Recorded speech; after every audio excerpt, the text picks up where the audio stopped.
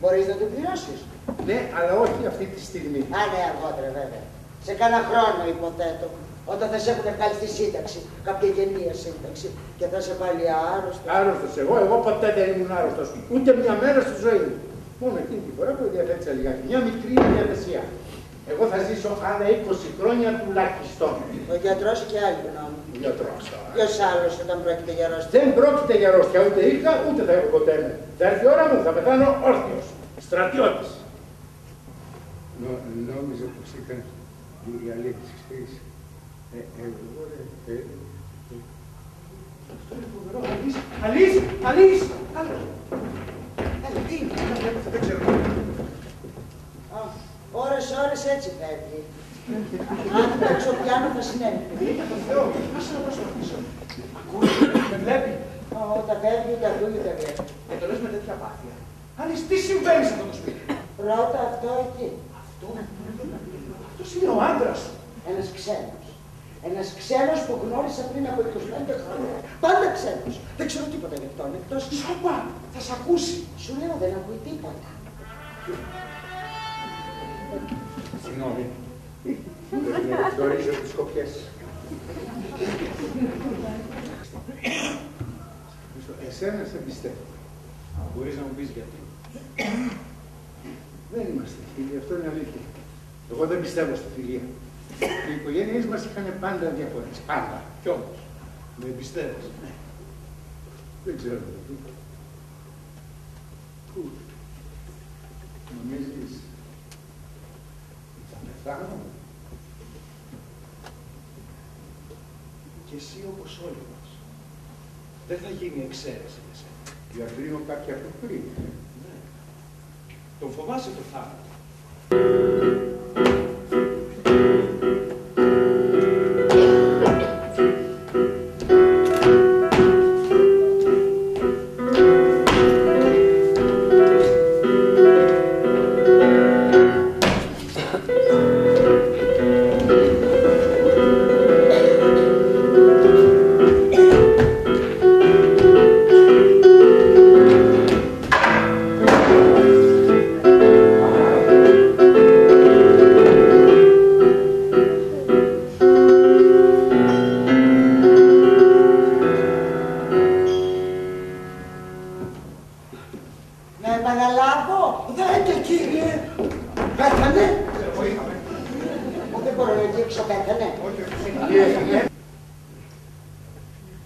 Έμαθα πια να περιμένω.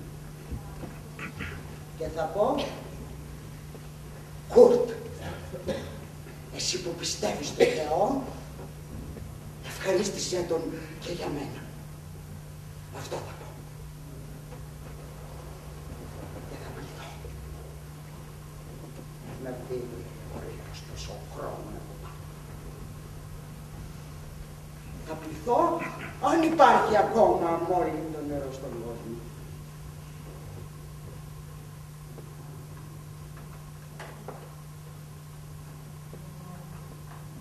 Τι ησυχία σε αυτό το σπίτι. Η υπέροχη γαλήνη του θανάτου. Υπέροχη. Σαν την επίσημη σιωπή που πέφτει μέσα στην ταραχή και το θόρυβο.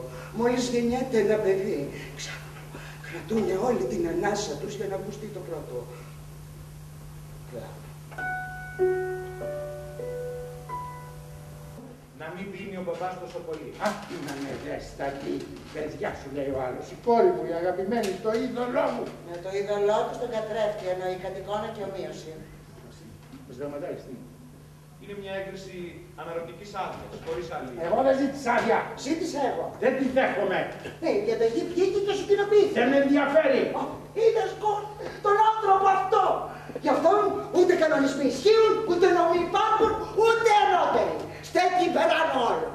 Το σύμπαν δημιουργήθηκε για προσωπική του χρήση. Ο ήλιος και το φεγγάρι κυκλοφορούν για να μεταφέρουν τις διαταγές τους μέσα. Και αυτός Κουρτ είναι ο άντρας μου. Αυτός, ο λογαγίσκος, ο ασήμαντος, που ούτε ταγματάρχης δεν καταφέρει να γίνει. Αυτός ο φουσκωμένος βάτραχος, που όταν όλοι τον αποφεύγουν για να μην γελάσουν, αυτός αγκάλεται γιατί πιστεύετε τον τρόμο. Αυτό. Και το τηλεγράφημα. Το τηλεγράφημα. Αλήθεια μας καταράστηκε Θεός. Ήταν ανάγκη. Κατέστρεψε τη ζωή μου. Καταστροφήκαμε. Ήταν ανάγκη να πεις ψέματα. Ήταν ανάγκη να πεις αυτός ο αντιπρόσωπος. Αυτός ο πειρασμός. Καθήκαμε. Όλα θα έκανες ότι εσύ ευγενική ψυχή με συγχωρούσες. Τι να σου συγχωρέσω πια και τι δεν σου έχω συγχωρέσει. Τώρα, σήμερα το ανεπανόρθωτο. Τίποτα δεν είναι ανεπανόρθωτο. Διαγράφουμε και πάμε παραπέρα. Το σήμερα.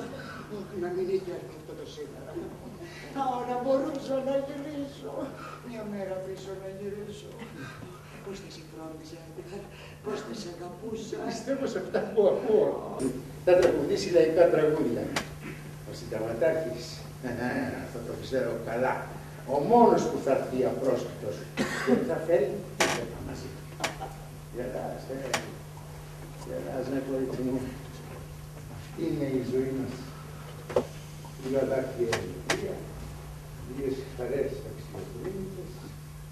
Δεν με ρωτάς τι είναι καλύτερο. Χτες διάβαζα στην εφημερίδα για έναν τύπο που είχε πάρει 7 φορές διαζύγιο. Που πάει να πει ότι είχε παντρευτεί 7 φορές. Και στα 88 του το σκάσε με την πρώτη του γυναίκα. Τι ξαναπαντρεύτηκε. Έρωτας βλέπεις. Τον ζήσαμε. Κι αν ζούσαμε φάρσα ή τραγωδία, δεν είμαι αρκετά έξυπνος για να καταλάβω. Αν δεχτείς την τραγωδία, πνίγεσαι. Αν δεχτείς την τραγωδία, το περιμένεις. Και εκεί που δίχως ελπίδα πια ηρεμείς, έρχεται ο πρώτος τυχόν παλιάτσος και σε παρασύρει πάλι στο γελίο. Ο πρώτος τυχόν κουρτ. Η αργυρή μας γάμη. Τι λες, συμμετάζουμε.